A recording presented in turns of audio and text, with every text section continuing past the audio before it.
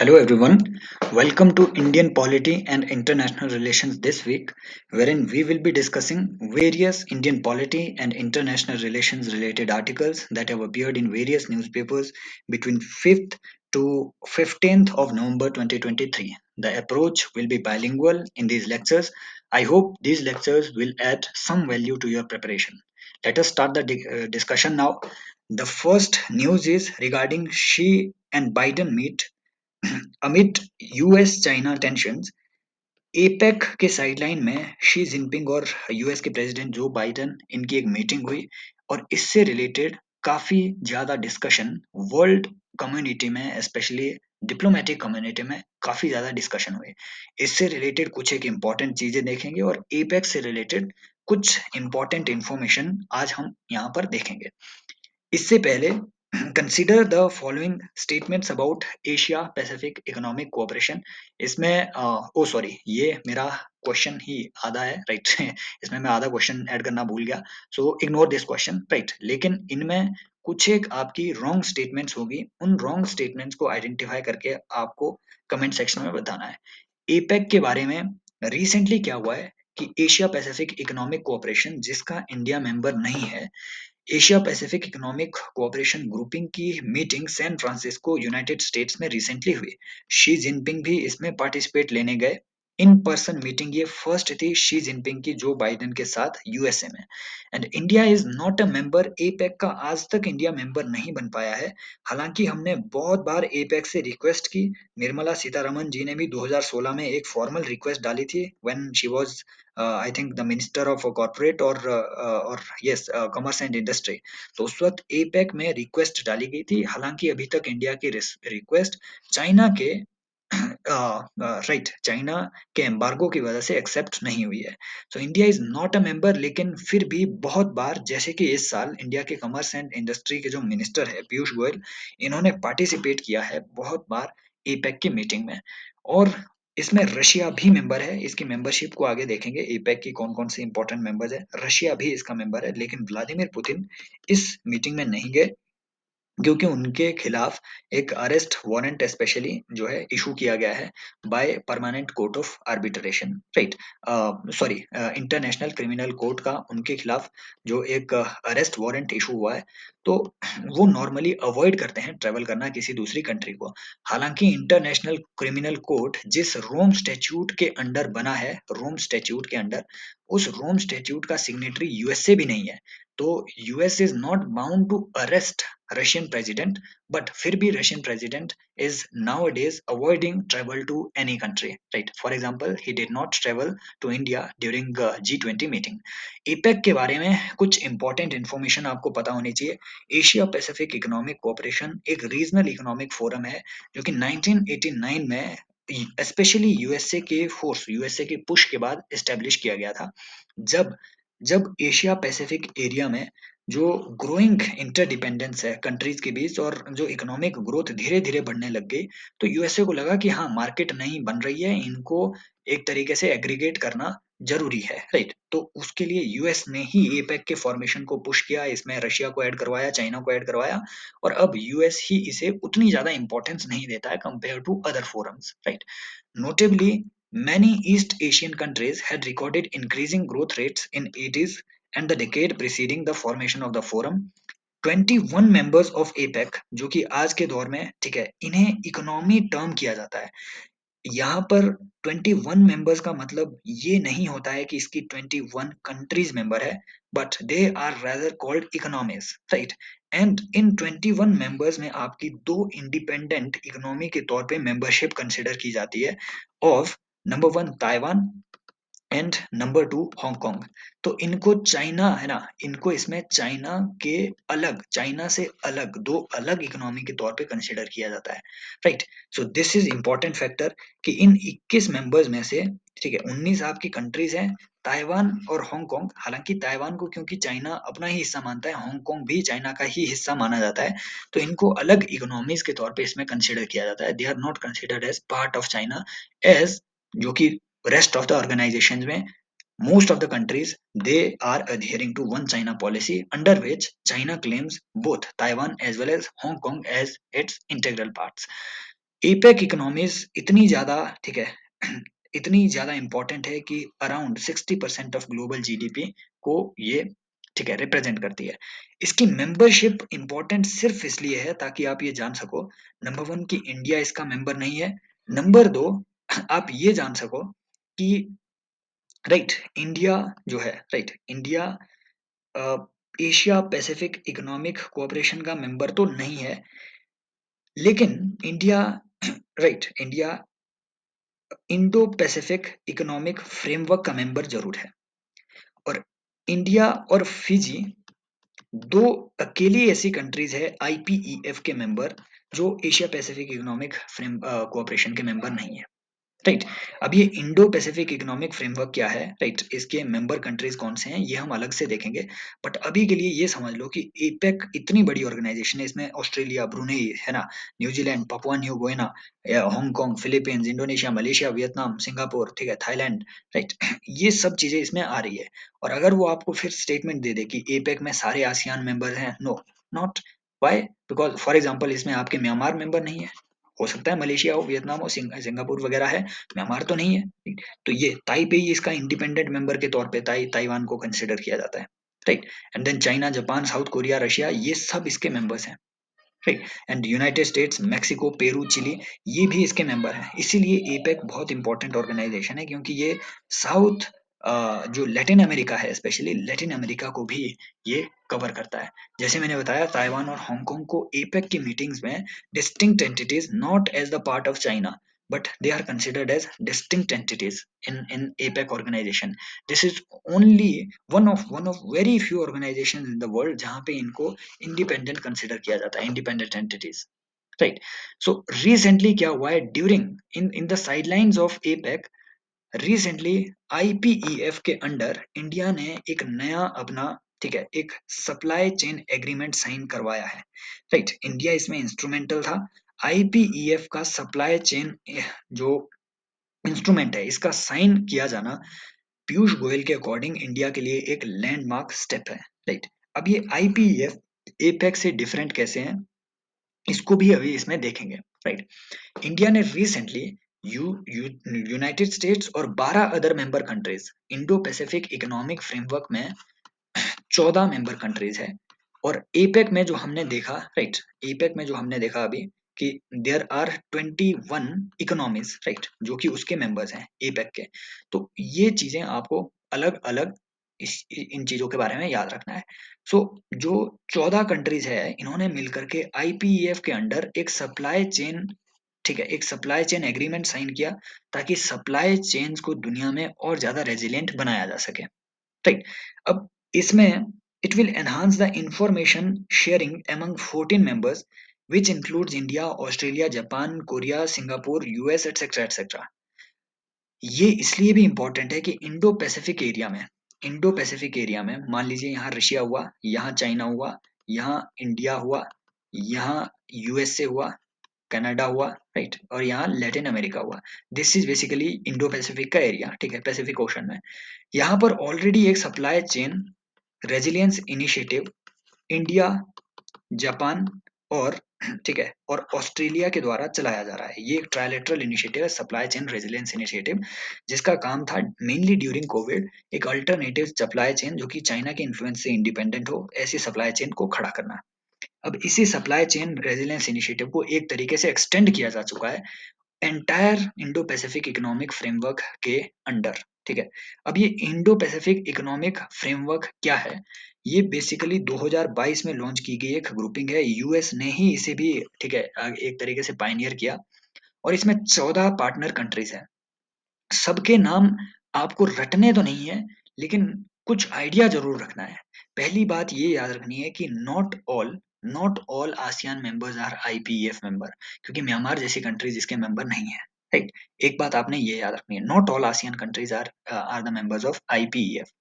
Number 2 बात आपने याद रखनी है कि इंडिया और फिजी दो ही ऐसी कंट्रीज है जो आईपीईएफ के मेंबर तो हैं, लेकिन Indo Pacific Asia Pacific Economic Framework के मेंबर नहीं है। यहाँ से क्वेश्चन बन सकता है, एशिया पैसिफिक इकोनॉमिक फ्रेमवर्क के वो मेंबर नहीं है। आईपीएफ के मेंबर हैं, एशिया पैसिफिक इकोनॉमिक फ्रेमवर्क के मेंबर नहीं है। ये बाकी सारे एशिया पैसिफिक इकोनॉमिक फ्रेमवर्क के मेंबर हैं। ठीक, ये बात आपको याद रखनी है। बाकी इसके मेंबर कंट्रीज ये सब है, ऑस्ट्रेलिया, ब्रुनेई है ना, Fiji, India, Indonesia, Japan, Republic of Korea, Malaysia, New Zealand, right, ये सब चीजें। और लैटिन अमेरिका से इसमें कोई रिप्रेजेंटेशन नहीं है, ये भी आपको याद रखना है। लैटिन अमेरिकन कंटिनेंट से इसमें कोई आपको रिप्रेजेंटेशन नहीं मिलेगी।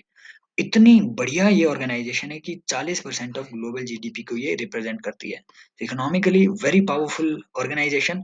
इंपॉर्टेंट बात ये है इसकी, राइट, कि कन्वेंशनल अप्रोच की तरह, राइट, जैसे कन्वेंशनल एफटीए साइन होते हैं, जैसे रिसेंट आपके आरसीईपी एग्रीमेंट था, China led agreement, regional comprehensive economic partnership, जिसमें इंडिया मेंबर नहीं है। ठीक है, इंडिया ने मेंबरशिप वहां एक्सेप्ट नहीं करी क्योंकि we were facing a threat of intrusion of Chinese products. अगर हम अपना मार्केट पूरा आरसीईपी को खोल दें, ठीक है, आरसीईपी के टोटल अदर 15 कंट्रीज को खोल दें, तो चाइनीज प्रोडक्ट्स की फ्लडिंग हो सकती थी, नंबर वन। नंबर दो, we were facing a threat to our dairy industry from the dairy industry of Australia and New Zealand, right. इसकी वजह से हमने आरसीईपी को, रीजनल कॉम्प्रिहेंसिव इकोनॉमिक पार्टनरशिप को ज्वाइन नहीं किया, जिसमें सारे के सारे 10 के 10 आसियान मेंबर्स इसके मेंबर है, प्लस चाइना आरसीईपी का मेंबर है। हम आईपीएफ की बात नहीं कर रहे हैं यहाँ पे, भूलना मत। हम यहाँ पे एपेक की बात नहीं कर रहे हैं, भूलना मत। आरसीईपी एक अलग फ्री ट्रेड एग्रीमेंट है, चाइना लेड एग्रीमेंट, जिसमें 10 ASEAN countries, right, plus plus Australia, plus China, plus New Zealand, right, and right, these are the member countries of RCEP. एक एक और मैं कोई भूल गया इसमें, राइट, अपने हिसाब से ऐड कर लेना, राइट। और हाँ, आपका इसमें, राइट, साउथ कोरिया आ रहा है, एक एक कोई इसमें, और मैं कोई भूल रहा हूँ तो दीज आर द कंट्रीज जो कि आपका आरसीईपी के मेंबर्स हैं, right. So four pillar approach, इस आरसीईपी, ये आरसीईपी जो हमने अभी डिस्कस किया, it is a free trade agreement. आपको इसमें अपने मार्केट्स को नेसेसरली ओपन करना है बाकी कंट्रीज के लिए, लेकिन ऐसा कोई भी मैंडेट आपको इंडो पैसिफिक इकोनॉमिक फ्रेमवर्क के अंडर नहीं है। Why? Because Indo Pacific Economic Framework में there is a pillar based approach. There are three pillars, there are basically four pillars: trade का पिलर, सप्लाई चेन रेजिलियंस का pillar, clean economy का pillar, और fair economy का pillar. Countries इन चारों pillars को भी एक्सेप्ट कर सकती है, अडॉप्ट कर सकती है, और उसके बाद जिन भी पिलर है ना, चारों को भी अडॉप्ट कर सकती है, या इनमें से किसी एक को भी अडॉप्ट कर सकती है, किसी दो को भी, किसी तीन को भी, या टोटल चार को भी। लेकिन एक बार जब उन्होंने अडॉप्ट कर दिया किसी पिलर को, देन इट बिकम्स बाइंडिंग, कि वो उस पिलर की सारी शर्तों को वो मंजूर करे, राइट। सो इंडिया ने फेयर इकोनॉमी वाले फोर पिलर के अलावा बाकी सारे पिलर्स को अडॉप्ट किया है: सप्लाई चेन रेजिलियंस, ट्रेड का पिलर, एंड क्लीन इकोनॉमी का पिलर। इन सबको इंडिया ने एक्सेप्ट किया है। फेयर इकोनॉमी वाला जो पिलर है, राइट, इसको इंडिया एक्सेप्ट नहीं करता है, राइट। इस पे इंडिया का जो है कंसेंसस अभी तक नहीं बना है, राइट। एंड देन इंपॉर्टेंट बात है कि barring pillar one, India joined the other three pillars, right. Oh sorry, trade के पिलर, सॉरी सॉरी, ट्रेड के पिलर के अलावा जो बाकी तीन पिलर्स हैं, इसको इंडिया ने ज्वाइन किया हुआ है। फेयर इकोनॉमी के पिलर को इंडिया ने ज्वाइन किया हुआ है, ट्रेड का पिलर इंडिया ने एक्सेप्ट नहीं किया हुआ है, राइट। इस पे अभी डिस्कशन चल ही रहा है कि फ्री ट्रेड हमें करना चाहिए या नहीं, right. So make your pardon, तो ये मेरे पार्ट में एक मिस्टेक थी। दिस इज द ट्रेड का पिलर, जिसपे इंडिया अभी भी इंडिया ने इस पिलर को एक्सेप्ट नहीं किया है। Why? Because we face a threat from the cheap products, cheap goods from the other markets and their intrusion into Indian markets, और जिसकी वजह से हो सकता है कि कॉम्पिटिटिवनेस इंडियन प्रोडक्ट्स की कम हो जाए। So India has observer status in pillar 1. Although India has not adopted pillar 1 trade का pillar, but it has observer status in pillar 1. ये फेयर इकोनॉमी ट्रेड के पिलर से अलग कैसे है? फेयर इकोनॉमी में बेसिकली आपके आते हैं, फॉर एग्जांपल टैक्स लॉ में reform, right. For example, right, for example आपके equality, right, fair equality of opportunity, ये सब चीजें आपकी फेयर इकोनॉमी के कॉन्सेप्ट में आती है। Specially tax laws, custom laws, इनमें रिफॉर्म करना, this is basically your fair economy का कॉन्सेप्ट, राइट। एक और चीज जो न्यूज में थी recently, this is about your APEC and IPEF, जो इंडिया के रेफरेंस में आपको पता होना चाहिए, जहां से अच्छे क्वेश्चन बन सकते हैं, right. RCEP, IPEC and IPEF and APEC, right? These were the things.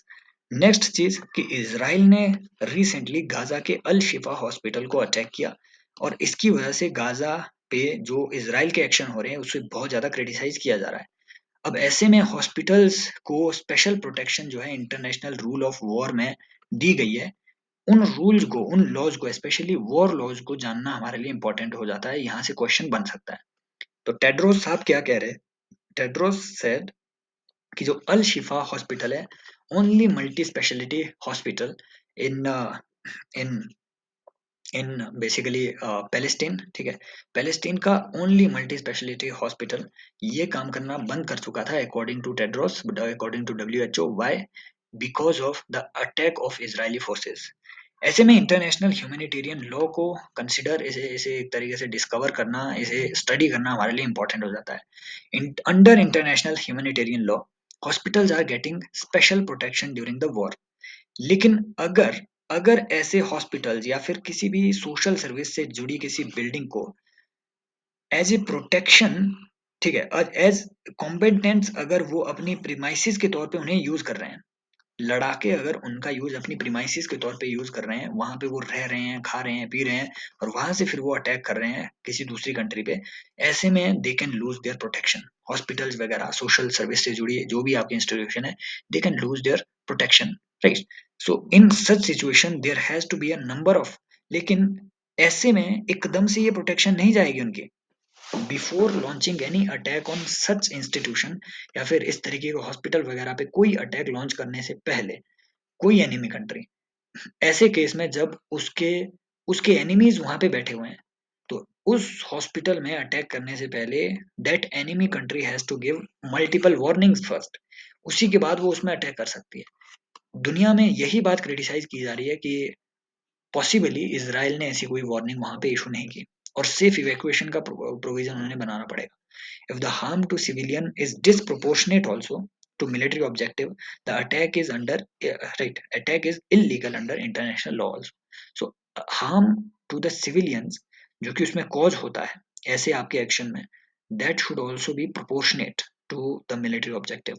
ये disproportionate नहीं होना चाहिए, मतलब excessive, आपको इसमें कोई एक्सेसेस नहीं करने हैं, राइट? देन आपको जिनेवा कन्वेंशन के बारे में कुछ पता होना चाहिए, जो कि वॉर लॉ को रेगुलेट करती है, इंटरनेशनल वॉर लॉज को रेगुलेट करती है। ये 4 कन्वेंशन हुई थी, एक जिनेवा कन्वेंशन कोई नहीं रही है, 4 कन्वेंशन हुई थी, सीरीज ऑफ कन्वेंशन हुई है, स्पेशली, ठीक है, 1908 के बाद से लेके 1949 तक ये धीरे धीरे डिस्कस होती रही। There are 4 conventions, right? और अभी तक इन्हें यूनिवर्सल एप्लीकेबिलिटी मिल चुकी है, क्योंकि सारी 194 रिकॉग्नाइज्ड जो कंट्रीज है, they have ratified it, signed and ratified. Sign करने का मतलब होता है कि कंट्री का head of the state sign उसे करता है।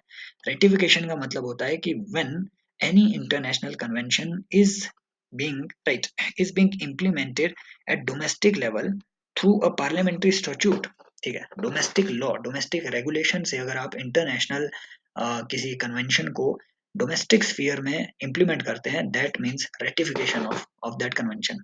सो this is the difference, ratification versus your, ठीक है, versus your signing of a convention. Geneva convention में एक कॉमन आर्टिकल रहता है, आर्टिकल 3। ये एक इम्पॉर्टेंट आर्टिकल है, क्योंकि ये बहुत तरीके के जो आपके मिलिट्री कॉन्फ्लिक्ट वगैरह है, राइट, जो उन सबको ये रेगुलेट करता है, आर्टिकल 3। इसमें कई इंपॉर्टेंट बातें लिखी गई है, उनमें से एक इम्पॉर्टेंट बात ये है जो मैंने, ठीक है, अनअकैडमी के लेक्चर में भी आपको इम्पोर्टेंट हाईलाइट करके बताई थी, कि इस आर्टिकल 3 के अकॉर्डिंग जो international committee for red cross है, जो रेड क्रॉस सोसाइटी है, उसको बकायदा जिनेवा कन्वेंशन से पावर मिलती है कहीं पे भी मिलिट्री या फिर कॉन्फ्लिक्ट टॉर्न एरिया में जाने की, कॉन्फ्लिक्ट हिट एरिया में जाने की। तो ये बात आपको याद रखना है कि बकायदा जिनेवा कन्वेंशन में इस बात का जिक्र किया गया है। बाकी इस आर्टिकल 3 में यही सब बातें लिखी गई है कि मान लीजिए कोई इंटरनेशनल वॉर है, इंटरनेशनल क्राइम्स है, राइट, ये, और इवन डोमेस्टिक कॉन्फ्लिक्ट है, नॉन इंटरनेशनल आर्म्ड कॉन्फ्लिक्ट है, ठीक है, तो राइट, जो जो डोमेस्टिक कॉन्फ्लिक्ट है, दो पार्टीज के बीच में कोई सिविल वॉर वगैरह है, इन सब चीजों को इसमें कवर किया गया है। ऐसे में सिटीजन्स या सिविलियंस पे कोई अटैक ना हो, इसका प्रोविजन इस कॉमन आर्टिकल 3 में किया गया है। तो ये चीजें आपको ध्यान में रखनी है, यहाँ से क्वेश्चन बन सकता है। नाउ कम्स अनदर थिंग जो कि हमने बहुत ज्यादा, ठीक है, डिबेट में भी देखा है, पॉक्सो एक्ट। इसका मिसयूज काफी ज्यादा डिबेटेबल है, राइट, और इसके प्रोविजंस हमें कुछ पता होने चाहिए। Recent ruling Himachal Pradesh high court की क्या आई है कि जो पॉक्सो एक्ट है, राइट, पॉक्सो एक्ट में स्पेशली जो मैंडेटरी प्रोविजनिंग, ठीक है, मैंडेटरी रिपोर्टिंग का प्रोविजन है specially, right, that right, a single जज bench of Rakesh Kainthla, he has allowed pre-arrest bail to a hotel manager who is accused of failing to report the offense committed against a minor. So recently ये allow किया गया है, राकेश केंतला जो जज है Himachal Pradesh high court के, इन्होंने, ये सिंगल जज इनकी बेंच बेंच थी, इन्होंने अलाउ किया एक होटल मैनेजर को जहां पे पॉक्सो के तहत एक क्राइम कमिट किया गया उस होटल के अंदर। इस होटल मैनेजर को ये बात पता थी कि ये क्राइम कमिट हुआ है, बावजूद इसके इसने रिपोर्ट नहीं किया। लेकिन पॉक्सो एक्ट में there is a mandatory reporting का प्रोविजन। अगर आप जानते हैं कि किसी चाइल्ड के खिलाफ ऐसा सेक्सुअल अब्यूज हुआ है तो आपको वो रिपोर्ट करना पड़ेगा, नहीं करते हैं तो 3 साल तक की सजा है, राइट। तो इस वजह से होटल मैनेजर को, ठीक है, एक तरीके से पुलिस अपनी हिरासत में ले चुकी थी, लेकिन इसे जो है बेल दे दी गई है। ये एक इम्पोर्टेंट ऑब्जर्वेशन इसलिए है क्योंकि हाई कोर्ट ने कहा कि देखिए कि जो मैंडेटरी रिपोर्टिंग का, सॉरी 3 साल नहीं है, इसमें 6 महीने तक की आपको सजा है अगर आप रिपोर्ट नहीं करते हैं, राइट, 6 महीने तक की आपको सजा है। सो हाई कोर्ट ने क्या बात कही कि अगर आप रिपोर्ट नहीं करते हैं तो इस बात का उसमें पॉक्सो एक्ट में जिक्र नहीं किया है कि does non reporting amount to cognizable और नॉन कॉग्निजेबल ऑफेंस, या फिर does it amount to bailable और नॉन बेलेबल ऑफेंस। इस बात का जिक्र नहीं किया गया है। नॉन रिपोर्टिंग किस तरीके का ऑफेंस है, इस बात का जिक्र ही नहीं हुआ है। तो इन्होंने फिर सीआरपीसी को आधार मान करके ये बताया कि अकॉर्डिंग टू सीआरपीसी अगर आपको 3 साल से कम की पनिशमेंट मिल रही है तो वो बेलेबल होंगे और नॉन कॉग्निजेबल ऑफेंस हो गए। यहाँ से वो प्री में अच्छी स्टेटमेंट बना सकता है। सीआरपीसी के अकॉर्डिंग अगर आपको 3 साल से कम की जेल के प्रावधान वाला आपने कोई ऑफेंस कमिट किया है तो वो ऑफेंस बेलेबल होगा और नॉन कॉग्निजेबल होगा। इसी ग्राउंड पे पॉक्सो के नॉन रिपोर्टिंग के इस ऑफेंस को उन्होंने बेलेबल करार दिया है। समझ रहे हो? अब ये बेलेबल ऑफेंस का मतलब होता है कि आपको बेल लेने के लिए किसी कोर्ट ऑफ लॉ से बेल नहीं लेनी पड़ेगी, थाने के अंदर भी आपकी बेल मिल सकती है। दूसरी बात, नॉन कॉग्निजेबल का मतलब होता है कि राइट, कॉग्निजेबल ऑफेंस ऐसा ऑफेंस होता है कॉग्निजेबल जहां पर बिना अरेस्ट वारंट के आपको, ठीक है, सर्च या सीजर किया जा सकता है, आपको अरेस्ट किया जा सकता है।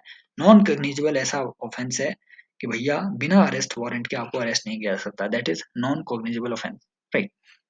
Now mandatory reporting under POCSO act, ये क्या प्रोविजन है? Basically section 19 of POCSO act states that anyone having apprehension, अगर आपको संदेह भी है कि किसी एक जुवेनाइल के साथ या फिर बच्चे बालक के साथ कोई सेक्सुअल ऑफेंस हुआ है, आपको वो मैंडेटरली रिपोर्ट करना पड़ेगा। अगर आप रिपोर्ट नहीं करते हैं, राइट, अगर आप रिपोर्ट नहीं करते हैं तो सेक्शन 21 ऑफ पॉक्सो एक्ट में इसे एक ऑफेंस के तौर पे, ठीक है, वहां कंसिडर किया गया है और आपको 6 महीने तक की जो सजा है वो दी जा सकती है। 6 महीने टू 1 ईयर की सजा आपको इसमें मिल सकती है। यहाँ पर एनी पर्सन का मतलब होता है a child also. It means ये जो ऑब्लिगेशन ऑफ रिपोर्टिंग है ये चाइल्ड पर भी लागू होता है, ठीक है, ये जुवेनाइल पर भी लागू होता है। फॉर एग्जाम्पल अगर आप 17 साल के हैं, आप एक चाइल्ड हैं, आप एक अडल्ट नहीं है, और आपकी 16 साल की बहन के साथ मान लीजिए या फिर आपके 16 साल के दोस्त के साथ मान लीजिए रेप या इस तरीके का ऑफेंस हुआ है, आप चाइल्ड हैं, बावजूद इसके आप पर भी ये एक ऑब्लिगेशन है कि आप चीजों को रिपोर्ट करें। हालांकि अगर चाइल्ड रिपोर्ट ना कर पाए तो उसे ये सजा नहीं मिलेगी, चाइल्ड को सजा नहीं मिलेगी, ऑब्लिगेशन जरूर है, any person includes child also, but child को ये सजा नहीं मिलेगी। ये बकायदा सेक्शन 22 में लिखा गया है। और दूसरी बात कि चिल्ड्रन मेकिंग फॉल्स कंप्लेंट्स और giving false information are also exempt from punishment. मान लीजिए किसी चाइल्ड ने अगर फॉल्स कंप्लेंट कर दी किसी के खिलाफ कि हाँ इसने ऐसा रेप वगैरह किया हुआ है, तो वो भी पनिशमेंट के लिए लायबल नहीं होगा उस केस में भी। ये भी इसमें एक बात लिखी गई है। अब इन्हीं सारे कारणों की वजह से इसका मिसयूज की पॉसिबिलिटीज भी हमेशा रहती है, राइट, स्पेशली पेरेंट्स बहुत मिसयूज करते हैं इसका। कि किसी पर भी आरोप लगा लेते हैं अपने चाइल्ड के हरासमेंट वगैरह के, और उसकी वजह से ये काफी ज्यादा न्यूज में आपका पॉक्सो एक्ट हमेशा रहता है। देखिए, अब एक इशू यहाँ पे और आता है कि कॉन्फिडेंशियलिटी वर्सेस रिपोर्टिंग। अगर आप अगर आप किसी चाइल्ड के सेक्सुअल हरासमेंट को रिपोर्ट करते हैं, देयर इज एन आर्गुमेंट कि that child will definitely feel कि मेरी आइडेंटिटी को हार्म किया जा रहा है if you are reporting, right. That will add to the stigma of that child, right. ये एक बड़ा इशू है और यही सुप्रीम कोर्ट ने बहुत बार इस इशू को उठाया भी। सो मैनी पीपल आर्ग्यू कि भैया चाइल्ड के साथ अगर मान लीजिए रेप वगैरह हुआ तो उसे आपको कॉन्फिडेंशियल रखना चाहिए ताकि उसको स्टिग्मेटाइज ना किया जाए अर्ली एज में ही। ये उस पर मेंटल प्रभाव डालेगा, राइट। कि कोई बोल देगा कि हाँ इसका रेप हुआ है, that basically stigmatises in the society. So confidentiality is needed, लेकिन at the same time reporting करना भी जरूरी है। There is a conflict. इसको एड्रेस करने के लिए सुप्रीम कोर्ट ने अपनी कई रूलिंग्स दी। एक 2013 में रूलिंग आई, शंकर किशन राव खड़े रूलिंग। इसमें सुप्रीम कोर्ट ने कहा था कि राइट कि मेडिकल प्रैक्टिशनर्स स्पेशली, और जो आपके राइट जो मेडिकल प्रैक्टिशनर्स हैं, जो आपके एजुकेशनिस्ट हैं, जो स्कूल के टीचर एटसेट्रा हैं, इनको इन्होंने कहा कि राइट इनको इम्पोर्टेंटली एक डायरेक्शन दी गई कि दे हैव अ स्पेशल, ठीक है, they have a special obligation on certain categories of professional such as medical practitioner and those in charge of educational institution to report such cases of child abuse. तो इन्होंने कहा supreme Court ने इस case में, ठीक है, Shankar Kishan Rao case में, कि पॉक्सो एक्ट के तहत इन सारी कैटेगरी ऑफ पीपल को, जैसे मेडिकल प्रैक्टिशनर हुए, डॉक्टर वगैरह, टीचर वगैरह, इनकी एक स्पेशल ऑब्लिगेशन है कि भैया आपको मैंडेटरली रिपोर्ट करना ही है, आपका स्पेशल ऑब्लिगेशन है। लेकिन इसकी वजह से क्या होता है कि मेडिकल प्रैक्टिशनर्स की एक अपने प्रोफेशनल एथिक्स जो होते हैं, which require maintenance of confidentiality of their clients, उन प्रोफेशनल एथिक्स पे एक सवालिया निशान खड़े हो रहे थे। इसीलिए फिर से एक ऑब्जर्वेशन रिसेंटली सुप्रीम कोर्ट ने X versus principal secretary of health and family welfare department of government of NCT Delhi, इस केस में एक्स इसीलिए ताकि कॉन्फिडेंशियलिटी नाम की रखी जाए। तो इस एक्स केस में chief justice D Y Chandrachud ने ऑब्जर्व किया कि भैया पॉक्सो एक्ट में कॉन्फिडेंशियलिटी के साथ, ठीक है, पॉक्सो एक्ट की रिपोर्टिंग के प्रोविजन और कॉन्फिडेंशियलिटी का provision under medical termination of pregnancy act, इन दोनों प्रोविजंस को बैलेंस करना बहुत जरूरी है। इस एक्ट में रिसेंट चेंजेस क्या है ये अभी हम बताएंगे। ये एक्ट बेसिकली रेगुलेट करता है मेडिकल टर्मिनेशन ऑफ प्रेगनेंसी को। अगर किसी चाइल्ड का भी सेक्सुअल अब्यूज होता है तो उससे अगर कहीं प्रेगनेंसी अकर होती है तो इसी एक्ट के तहत उसे टर्मिनेट भी किया जा सकता है through medical means, right. Bench ने लेकिन पॉइंट आउट किया कि अंडर दिस, ठीक है, under under this mechanism of balancing between the reporting provision of POXO and the confidentiality provision of pregnancy MTP Act, right। इस मैकेनिज्म के अंदर आपको क्या करना है, अगर कोई मेडिकल प्रैक्टिशनर को रिटर्न में रिटर्न में किसी पर्टिकुलर माइनर और इनके गार्जियन की रिक्वेस्ट इनको आती है कि आपको कॉन्फिडेंशियल नाम रखना है, तो ही आप इनका नाम कॉन्फिडेंशियल रख सकते हैं, तो ही आपको एग्जाम्पशन है रिपोर्टिंग करने से, right. So this is the thing जो कि अभी रिसेंट रूलिंग है by chief justice of India D Y Chandrachud. ये आपको याद रखना है। मेन प्रोविजंस आपको कुछ पॉक्सो एक्ट के बारे में पता होने चाहिए। ये जेंडर न्यूट्रल लॉ है, मेल और फीमेल बच्चे, ठीक है, जो जो लड़का है और लड़की दोनों पे ये लागू होता है, दोनों को प्रोटेक्शन दी गई है। और उन्हें चाइल्ड जो डिफाइन किया गया है, that person which is of the age less than 18 years of, right, 18 साल की कम की एज वाले जो लोग हैं उन्हें इसमें चाइल्ड के तौर पे डिफाइन किया गया है। इसमें सेक्सुअल असॉल्ट को अलग अलग तरीके से डिटरमाइन किया गया है। एक है सेक्सुअल असॉल्ट, एक पेनेट्रेटिव सेक्सुअल असॉल्ट, और एक है, ठीक है, एग्रीवेटेड पेनेट्रेटिव सेक्सुअल असॉल्ट। जो सेक्सुअल असॉल्ट नॉर्मल है इसमें आपको 3 साल तक की सजा का प्रावधान है। ये सेक्सुअल असॉल्ट नॉर्मली पेनेट्रेटिव नहीं होगा जो सेक्सुअल असॉल्ट की कैटेगरी में, इसमें आपका बॉडी को टच करना, राइट, बॉडी पार्ट्स को टच करना या टच करवाना, ये चीजें शामिल है। Penetrative sexual assault involves the penetration of the sexual organs of, right, of one gender, of one person to the sexual organs of other person. So that is your penetrative sexual assault. Whenever there is a penetrative sexual assault, it shall be punished with imprisonment of either description for a term which shall not be less than 10 years, but which may extend to imprisonment for life. तो 10 साल का प्रावधान है penetrative sexual assault के case में, अगर आप उस पेनिट्रेटिव सेक्सुअल असॉल्ट को जो है पेनिट्रेटिव सेक्सुअल असॉल्ट को कमिट करते हैं. Whosoever commits penetrative sexual assault on a child below 16 years of age, ये recent इसमें अमेंडमेंट है. अगर आपने 16 साल से छोटे के जो चिल्ड्रन है उनके साथ अगर आपने पेनिट्रेटिव सेक्सुअल असॉल्ट किया हुआ है तो आपकी जो पनिशमेंट है इन्हें इंक्रीज किया जा सकता है 20 ईयर्स. समझ रहे हो? Penetrative sexual assault for 16 to 18 years के जो चिल्ड्रन है उनके लिए 10 साल की सजा. अगर ये 16 साल से छोटे के माइनर्स हैं तो उनके लिए है ना ऐसे असॉल्ट्स में 20 ईयर्स तक की सजा या फिर life imprisonment and shall mean imprisonment for remainder of the natural life of the person. Right, ये बात आपको याद रखनी है. Then there is aggravated penetrative sexual assault. ये सेक्सुअल असॉल्ट कैसा होता है?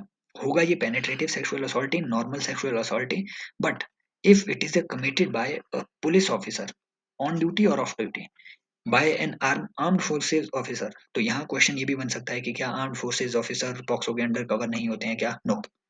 If it is committed by a police officer, armed forces officer, jail officer, ठीक है, hospital staff, education institution staff, religious institution, and offence of gang penetrative sexual assault.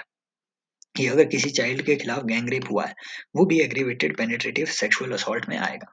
Right, important बात है ये offices यहाँ क्यों लिए गए हैं.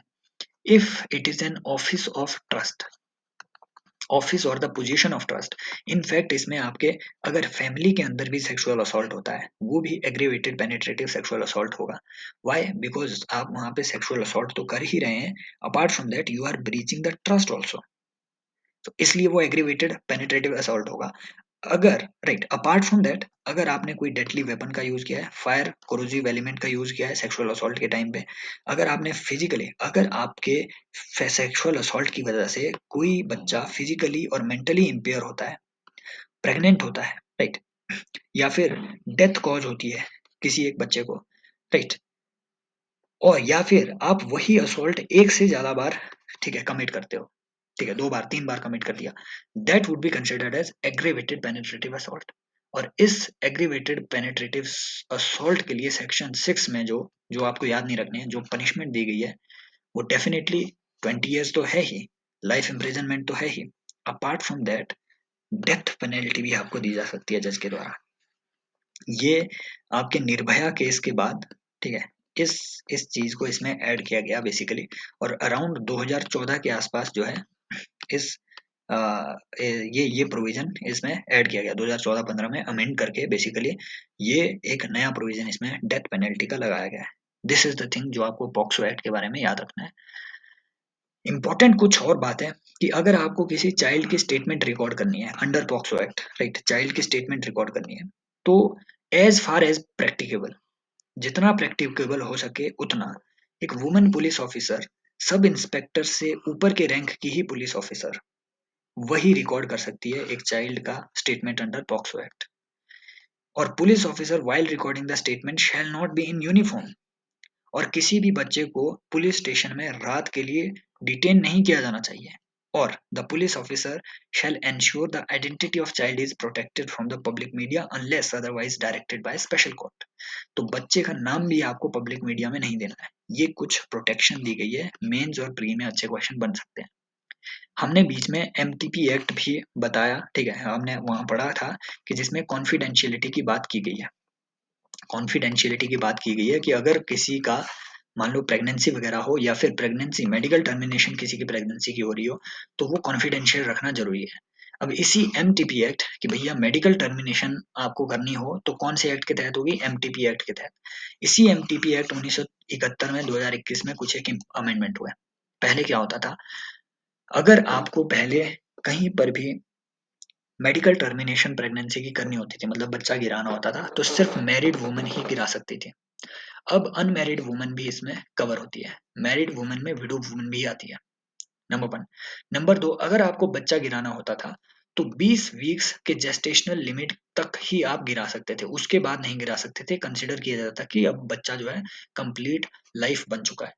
लेकिन ये लिमिट अब इंक्रीज कर दी गई 20 से 24 वीक्स तक, लेकिन ये ग्रेडेड मैनर में होगी। पहले क्या होता था, अगर आपको बच्चा गिराना है 12 वीक तक का बच्चा, तो एक रजिस्टर्ड मेडिकल प्रैक्टिशनर की आपको सलाह लेनी पड़ती थी। अगर 20 वीक तक का अगर बच्चा गिराना है तो दो मेडिकल प्रैक्टिशनर्स की आपको सलाह लेनी होती थी। अब ये चेंज कर दिया गया है। अगर 20 वीक तक अब आपको गिराना है तो एक रजिस्टर्ड मेडिकल प्रैक्टिशनर की आपको उसमें रिकमेंडेशन चाहिए, जो कि एक तरीके से रजिस्टर्ड डॉक्टर है किसी स्टेट में। अगर आपको 20 से 24 वीक तक का गिराना है तो इसमें रिस्क ज्यादा इन्वॉल्व होगा, तो आपको दो रजिस्टर्ड मेडिकल प्रैक्टिशनर की आपको उसमें राय चाहिए। और कुछ एक केसेस में, फॉर एग्जांपल रेप विक्टिम्स के केसेस में, आप जो है 24 वीक के बाद भी बच्चे को गिरा सकते हैं, प्रोवाइडेड स्टेट का जो मेडिकल बोर्ड है वो उसे अप्रूव करे। फाइन का भी इसमें प्रोविजन दिया गया था, इसमें भी 1 साल तक की इम्प्रिजनमेंट का प्रोविजन है अगर आपको राइट अगर आप ब्रीच करते हैं लॉ को। रिसेंटली बात शुरू हो रही है इंडिया यूके एफटीए के बारे में भी। इंडिया यूके एफटीए के बारे में रिसेंटली एस जयशंकर जी ने ब्रिटेन के प्राइम मिनिस्टर और foreign affairs minister David Cameron के साथ बातचीत करी। और ये माना जा रहा है कि अगर इंडिया और यूके के बीच FTA free trade agreement sign हो गया तो ये एक तरीके से टेम्पलेट के तौर पे काम करेगा इंडिया ईयू एग्रीमेंट के लिए। इंडिया ईयू एफटीए 2007 से लेकर के पेंडिंग है, अब तक ये साइन नहीं हो पाया है। और ईयू इंडिया के लिए एक बड़ी मार्केट है, specially EU is the second largest trade partner of India, right. और एक बड़ी एक्सपोर्ट डेस्टिनेशन भी ईयू है, इसलिए इन चीजों का होना बहुत जरूरी है। कुछ एक ड्राइविंग फैक्टर्स है इंडिया और यूके और इंडिया ईयू ट्रेड पार्टनरशिप के बीच। वो क्या ड्राइविंग फैक्टर्स है? पहला है ओवर डिपेंडेंस ऑन चाइना। दोनों की ओवर डिपेंडेंस हो गई है चाइना पे। और अब जो है वेस्टर्न कंपनी भी चाह रही है चाइना प्लस वन स्ट्रेटेजी को अडॉप्ट करना, जिसके तहत नाउ दे वांट कि चाइना के अलावा कोई दूसरी उनकी ऐसी कंट्री हो जहां पे वो एक एडिशनल यूनिट उन्होंने लगा रखी हो, ताकि अगर चाइना में कोई पॉलिटिकल इंस्टेबिलिटी या इस तरीके से कोविड जैसा कोई क्राइसिस आए, राइट, सप्लाई चेन डिस्ट्रप्शन हो, तो वो जो दूसरी कंट्री में उनके काम कर रही यूनिट है वो कम से कम चलती रहे। This is China plus one strategy. तो इसके लिए इंडिया एक अच्छी अपॉर्चुनिटी प्रोवाइड करता है सारी वेस्टर्न कंट्रीज को, सारी वेस्टर्न कंपनीज को। ऐसे ही इंडिया आरसीईपी के विड्रॉल के बाद, रीजनल कॉम्प्रिहेंसिव इकोनॉमिक पार्टनरशिप से विड्रॉ करने के बाद, India other markets like UK, Australia, EU etcetera के साथ एफटीए साइन करने की कोशिश कर रहा है, ताकि आरसीईपी की वजह से जो इंडिया ने अपनी लेवरेज खोई है, चाइना को जो लेवरेज दी हुई है, trade leverage, India is not A part of this trade block, China तो इसे लीड कर रहा है। तो जो स्पेशली इंडो पैसिफिक एरिया में इंडिया की ये लेवरेज एक तरीके से चली गई, उसको वापस रीगेन करने के लिए जो अदर मार्केट्स है, यूके, ऑस्ट्रेलिया, ईयू जैसे मार्केट, वहां पर इंडिया अपनी पैंठ बनाने की कोशिश कर रहा है। देन ब्रेग्जिट फैक्टर भी एक फैक्टर है कि जैसे ही ब्रिटेन का एग्जिट यूरोपियन यूनियन से हुआ, राइट, सिंगल, ठीक है, उस सिंगल मार्केट से जैसे ही ब्रिटेन का एग्जिट हुआ, now Britain is also seeking new markets like India, कि भैया अब ईयू से तो हम बाहर आ गए, अब इंडिया जैसे मार्केट में तो कम से कम हम अपना माल बेचें। इंडिया के लिए इसका एक बड़ा बेनिफिट होगा। बेनिफिट ये कि स्पेशली इंडिया के जैसे टेक्सटाइल एक्सपोर्ट्स हैं, राइट, और जो जेम ज्वेलरी एक्सपोर्ट वगैरह हैं, ये बढ़ सकते हैं। रिसेंटली इनके एक्सपोर्ट इंडिया से कम हुए हैं। और टेक्सटाइल एक्सपोर्ट इंडिया के इसलिए भी बढ़ सकते हैं क्योंकि यूके में यूके में इंडिया को 10% तक जो है टेक्सटाइल में टैरिफ कॉस्ट को सामना करना पड़ता है। लेकिन बांग्लादेश और वियतनाम जैसी कंट्रीज का यूके के साथ जो है एग्रीमेंट इसके लिए हुए हैं, स्पेशली जो वियतनाम है, वियतनाम ने तो ईयू के साथ अलग से एक एफटीए तक साइन कर दिया हुआ है। तो इंडिया बांग्लादेश और वियतनाम के मुकाबले वहां लेस कॉम्पिटिटिव हो रहा है। जैसे ही एफटीए साइन होगा तो हो सकता है इन सारे डोमेन्स में इंडिया एक तरीके से अपनी प्रेजेंस वहां मजबूत बना सके। लेकिन फिर ब्रिटिश पार्लियामेंट को लगता है कि अगर हम zero duty access Indian textile को देंगे तो बाकी कंट्रीज जैसे बांग्लादेश हो गया, वियतनाम वगैरह हो गया, डेवलपिंग कंट्रीज होंगे, उनके खिलाफ एक एंटी कॉम्पिटिटिव स्टेप के तौर पे ये होगा। लेकिन यूके के पार्लियामेंट को एक और डर है कि अगर उन्होंने ओपन कर दिया तो इंडियन एक्सपोर्ट यूके, ठीक है, अगर इंडियन एक्सपोर्ट यूके में आना शुरू हुए तो इससे flooding of Indian Indian products in UK हो जाएगा, जिसकी वजह से यूके की जो उनकी अपनी कंपनियां हैं वो सस्टेन नहीं कर पाएगी चीप इंडियन गुड्स के सामने। लेकिन ठीक है, बात यह है कि बहुत सारे Indian export already very low या फिर जीरो टैरिफ को एंजॉय कर रहे हैं, ठीक। और ब्रिटिश एक्सपोर्ट जो है, लेकिन बावजूद इसके ब्रिटिश एक्सपोर्ट जैसे कार हो गए, स्कॉच विस्की वगैरह हो गए, जो इंडिया के लिए वो करना चाह रहे हैं, उन पे इतने ज्यादा टैक्स है।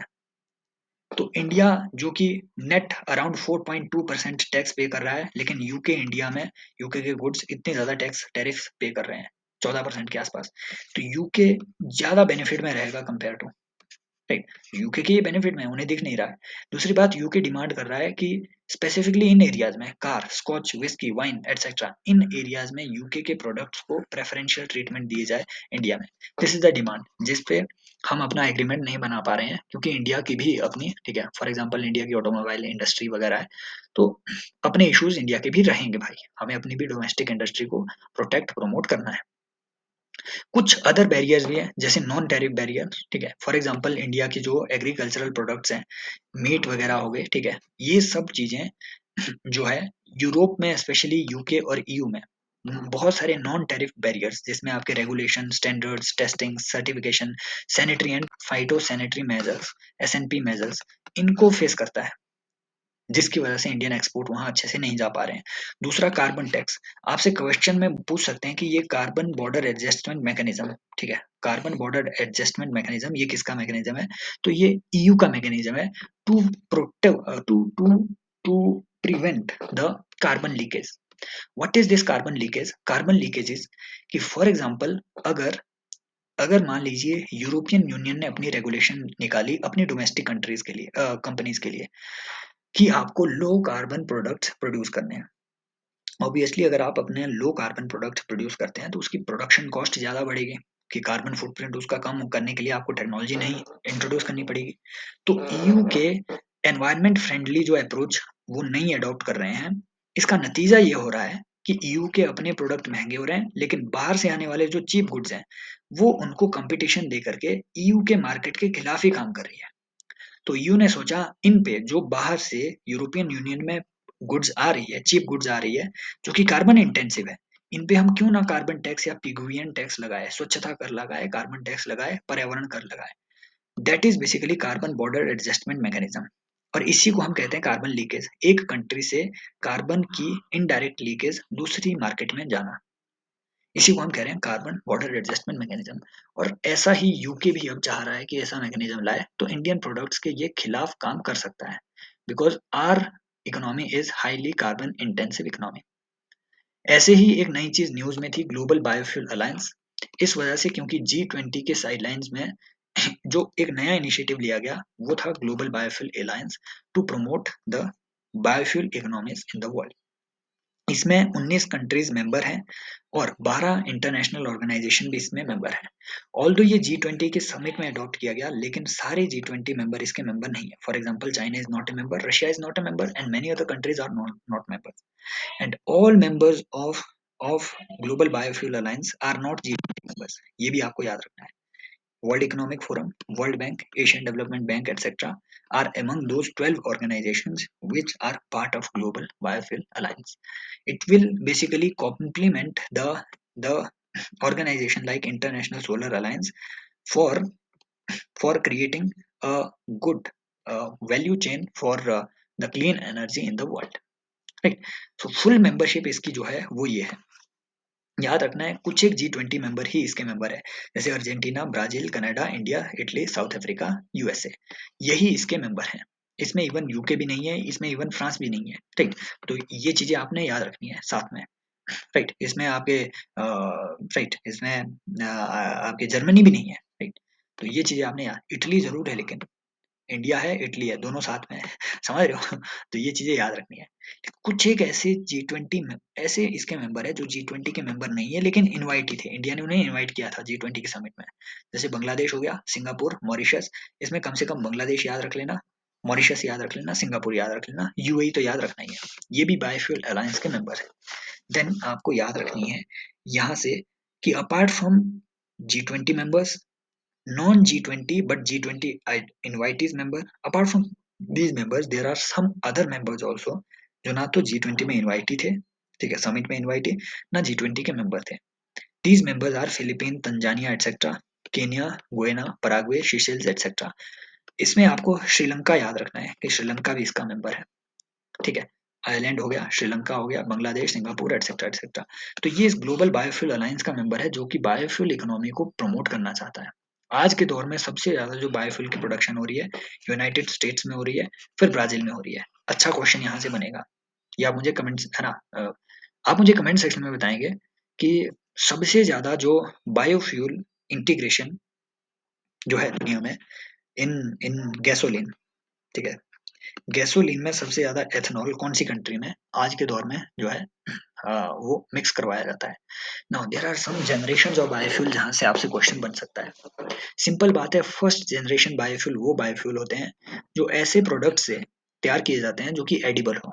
मतलब खाने वाली चीजों से अगर आप बायोफ्यूल तैयार कर रहे हैं, जैसे शुगर केन हो गया, शुगर बीट है ना, स्टार्च वगैरह हो गया, पाम, कोकोनट एटसेट्रा, ये खाने वाली चीजें हैं। यहाँ से जब आप बायोफ्यूल बना रहे हो, biofuel basically biologically produced fuel, ठीक है, तो वहां से जब आप एथेनॉल बना रहे हो, that is first generation. Second generation is ऐसे बायोफ्यूल जो कि आप नॉन एडिबल प्रोडक्ट से, प्लांट मटेरियल से बना रहे हो। जैसे जेट्रोफा एक प्लांट है, कल्टीवेट किया जाता है बायोफ्यूल के लिए, ठीक है। मिस्केंथस एक प्लांट है, कसावा एक प्लांट है, समझ रहे हो। तो कसावा का ही नाम है ये मिस्केंथस, राइट।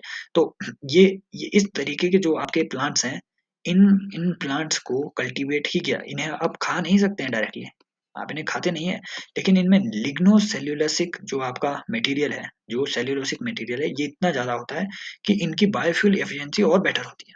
इनको बायोफ्यूल में आप कन्वर्ट कर सकते हैं। इसमें आपके, ठीक है, नॉन एडिबल जो प्लांट या फिर क्रॉप वेस्ट है, वो भी इसमें शामिल होता है सेकंड जनरेशन में। फॉर एग्जांपल जो आपके राइट, जो आपके वीड वगैरह हो गए, राइट, फॉर एग्जांपल जो आपका स्टबल हो गया जिसको आप बर्न कर देते हैं, वहां से अगर आप बायोफ्यूल जनरेट कर रहे हैं second generation.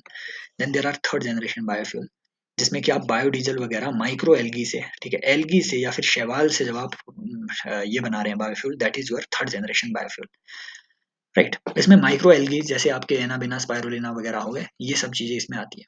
Fourth generation biofuels are genetically modified biofuels, जिसमें आप बायोडीजल, ठीक है, जिसमें आप माइक्रो एल्गी वगैरह को, जेट्रोफा वगैरह को, या किसी भी चीज को, ठीक है, जेनेटिकली मॉडिफाई करते हैं इस तरीके से कि उनकी बायोफ्यूल प्रोडक्टिविटी और ज्यादा हो, ठीक है।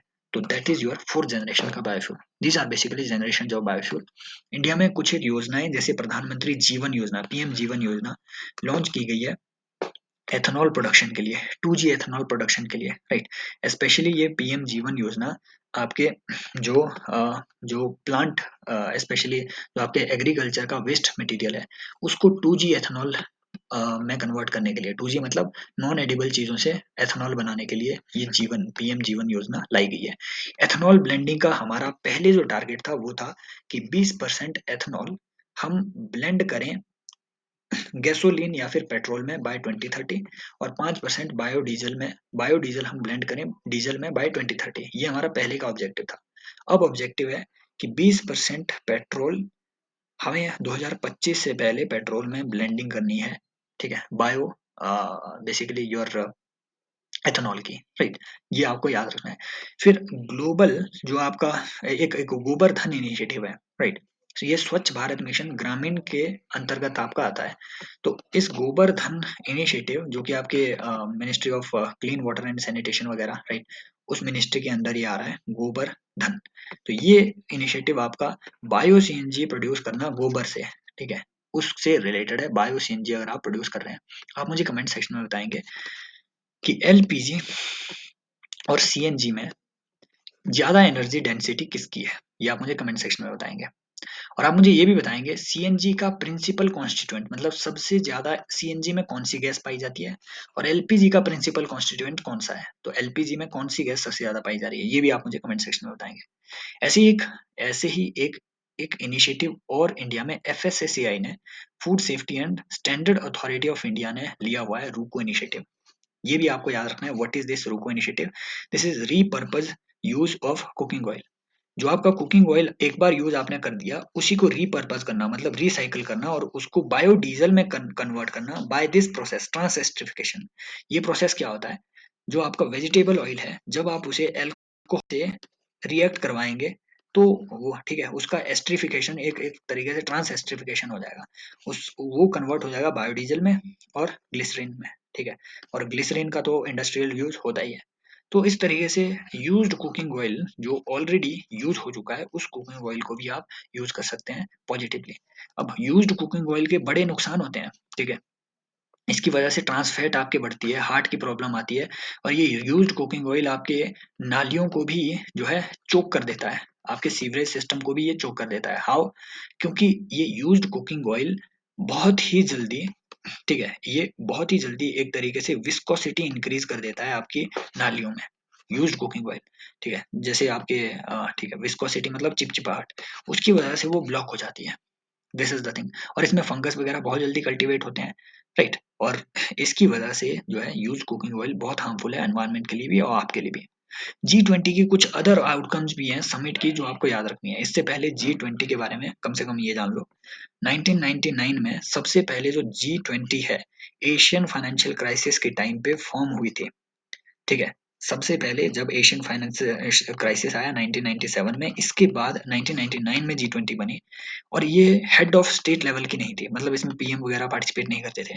फाइनेंस मिनिस्टर्स और सेंट्रल बैंक के गवर्नर, आरबीआई वगैरह के गवर्नर, इन्हीं का ये एक एक एक तरीके से एक फोरम था।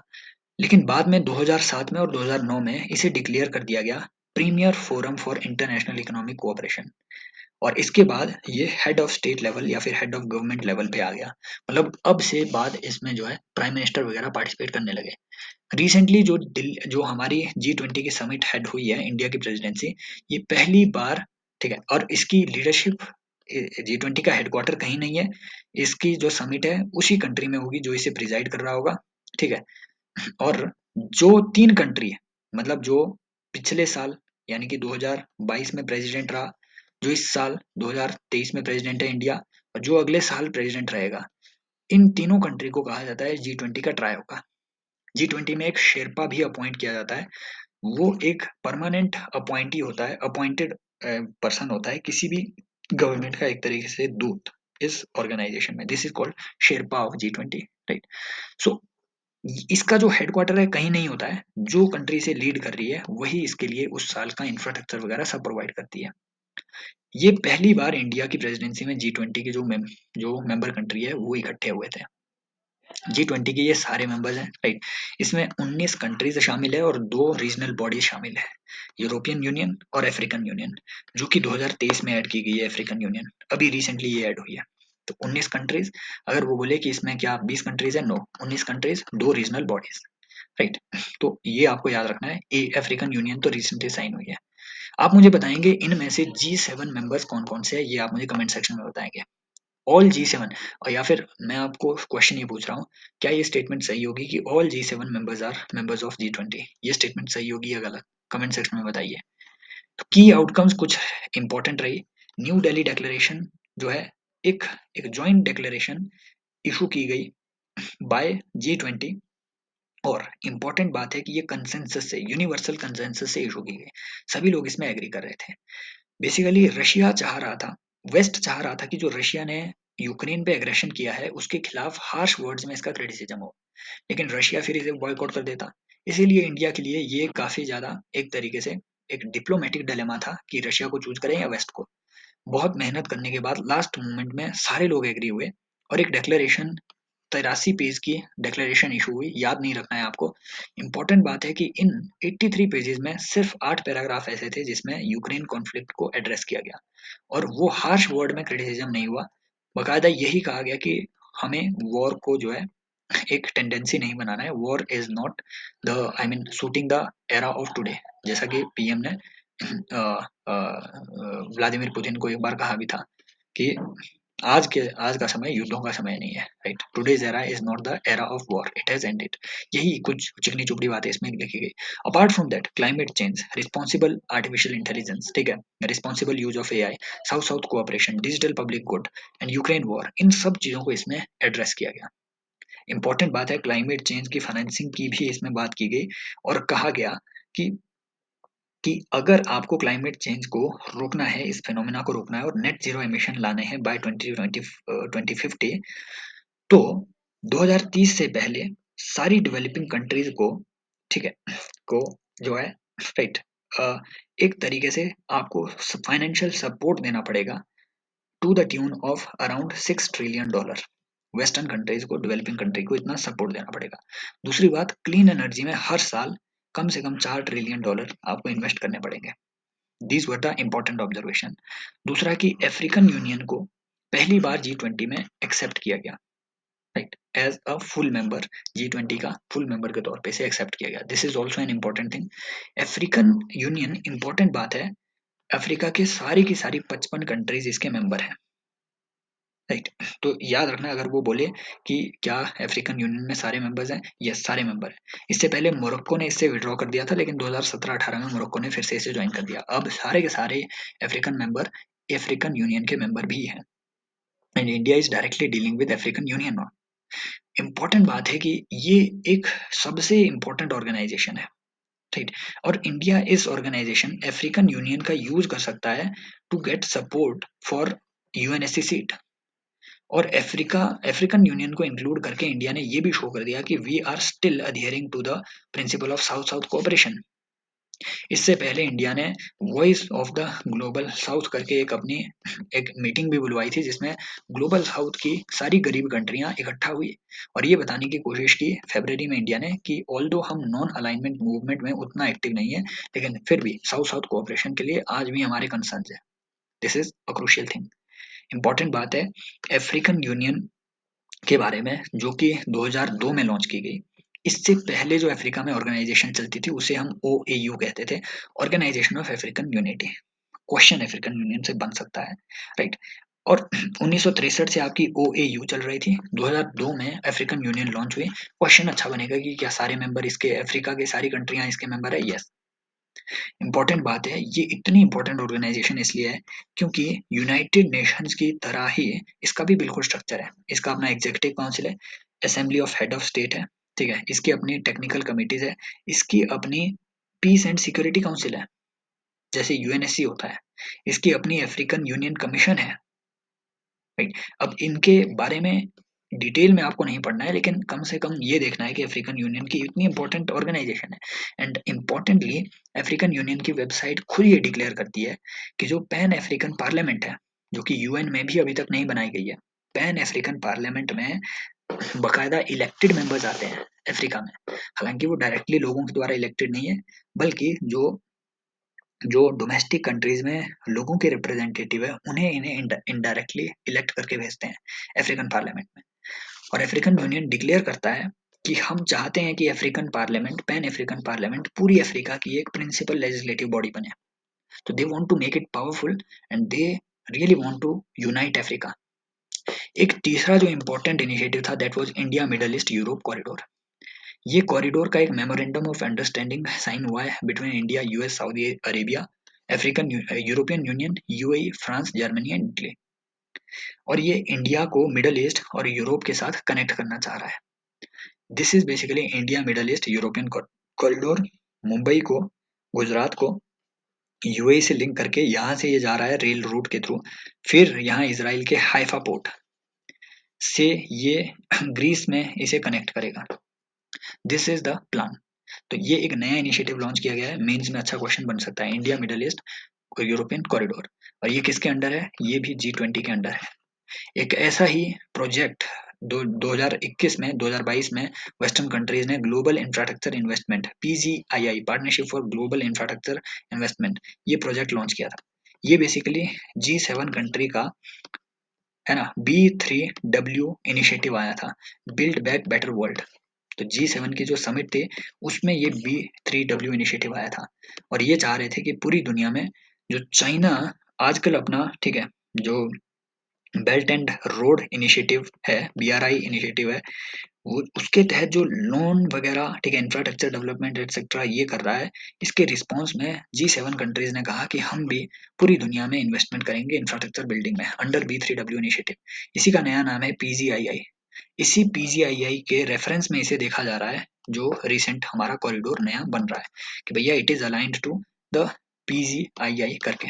आप मुझे कमेंट सेक्शन में बताएंगे कौन सी वो 3 मेंबर कंट्रीज है जो कि पार्टिसिपेंट्स हैं आपके राइट ब्लू डॉट नेटवर्क में। तो ये आप मुझे कमेंट सेक्शन में बताएंगे। आई होप ये सेशंस आपके प्रिपरेशन में हेल्प कर पा रहे होंगे। ये पीडीएफ अगर आपको चाहिए तो आप टेलीग्राम चैनल को ज्वाइन कीजिए, इनिशिएटिव्स को फॉलो कीजिए, अपने दोस्तों को ये रिकमेंड जरूर कीजिए और कमेंट सेक्शन में जरूर आप अपनी राय जरूर दें कि क्या ये हेल्पफुल है या नहीं, क्या इसे कंटिन्यू किया जाए। ऐसे ही मैंने इकोनॉमी दिस वीक ठीक है वो स्टार्ट कर दिए हैं। ये polity and international relation this week है। ऐसे ही साइंस एंड टेक्नोलॉजी फोर्टनाइटली, मतलब 15 दिन के बाद साइंस एंड टेक के सारे इंपॉर्टेंट टॉपिक वहां डिस्कस होंगे। आई होप ये आपकी प्रिपरेशन में थोड़ी बहुत वैल्यू ऐड कर पाएंगे। जरूर कमेंट सेक्शन में बताएं कि अच्छा लग रहा है या नहीं। Thank you so much, take care, bye bye, as always love you.